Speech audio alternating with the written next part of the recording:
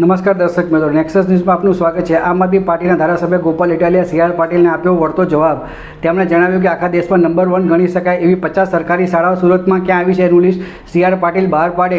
જો તમે આવું લિસ્ટ બહાર ના પાડી શકો તો ગુજરાતને લૂંટીને જે બંગલો તમે બનાવ્યો છે બંગલામાં હવે શાંતિથી પોતાનું પાછલું જીવન વિતાવો। કેજરીવાલે દિલ્હીમાં અને પંજાબના શિક્ષણમાં ક્રાંતિ કરી, એમને કોઈ સલાહ આપવાની જરૂર નથી। ગુજરાતમાં પ્રાઇવેટ શાળા, પ્રાઇવેટ કોલેજ, પ્રાઇવેટ યુનિવર્સિટી અને પ્રાઇવેટ કોચિંગના રાફડા ફાટ્યા છે।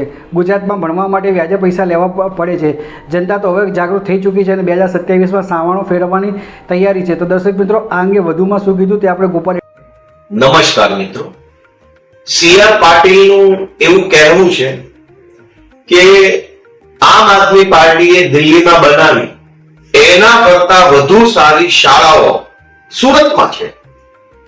તો સી.આર. પાટીલ તો 20 વર્ષથી સળંગ સાંસદ સભ્ય છે, હવે તો પાછા મંત્રી છે।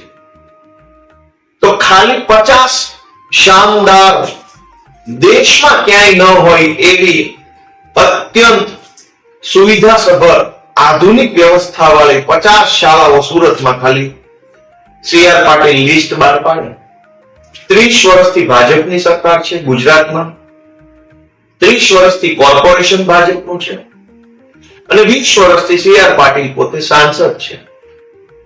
તો આખા દેશમાં નંબર 1 ગણી શકાય એવી 50 સરકારી શાળાઓ સુરતમાં ક્યાં આવી છે એનું લિસ્ટ સી.આર. પાટીલે બહાર પાડવું જોઈએ અને ના બહાર પાડી શકાય તો ગુજરાતને લૂંટીને જે બંગલો બનાવ્યો છે તે બંગલામાં શાંતિથી હવે પોતાનું પાછલું જીવન વિતાવો। કેજરીવાલને સલાહ આપવાની જરૂર નથી।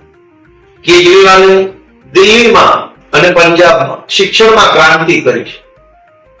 ગરીબથી ગરીબમાં વ્યક્તિ હોય એના બાળકને પણ સારું શિક્ષણ મળે એવી વ્યવસ્થા ઊભી કરી છે। અને ગુજરાતમાં પ્રાઇવેટ શાળા, private college, private university, private coaching ક્લાસના એવડા રાફડા ખાયા છે કે લોકોએ ભણવા માટે લોનો લેવી પડે છે। લોન, વ્યાજે પૈસા લેવા પડે ભણવા માટે। કયા મોટે સી.આર. પાટીલ આવી વાત કરે છે કે સુરતની સરકારી શાળાઓ દેશમાં નંબર 1 છે? બતાવો, 50 શાળાનું લિસ્ટ આપો, ફેસબુક ઉપર અપલોડ કરો। મારે જોવા જવું છે કે 50 શાળાઓ ક્યાં આવી। મહેરબાની કરી અને ખૂબ ગુજરાતને લૂંટ્યું છે। હવે આ લૂંટ બંધ થાય એવું કંઈક કરો તો સારી બાબત છે। બાકી જનતા જાગૃત થઈ ચૂકી છે અને 27 ની અંદર સાવરણો ફેરવવાની તૈયારીમાં છે। જય જય ગરીબ।